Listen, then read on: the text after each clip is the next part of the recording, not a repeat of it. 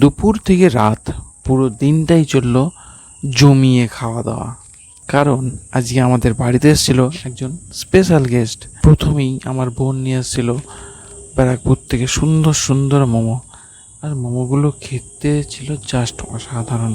অনেক দিন পর মোমো খেয়ে মন ভরে গেল। বিকেলবেলা প্ল্যান হলো কোথাও একটু ঘুরতে যাব। চলে গেলাম আমাদের এখানে সবথেকে বেস্ট ধাবা, যেটা হলো চায়ের আড্ডায়।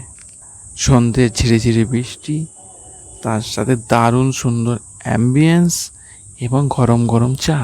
সন্ধ্যেটা একদম জমে গেল। এরপর রাত্রে বাড়ি আসতেই মা করেছিল গরম গরম রুটি, সাথে পনির কোপ্তা। ব্যাস, সুন্দর খাওয়া দাওয়া। পরের দিন সকালেই আবার ঘুম থেকে উঠে নর্মাল রুটিন। আগের দিন অনেক ক্যালোরি ইনটেক হয়ে গেছে, তাই আবার এক্সারসাইজ শুরু করে দিলাম।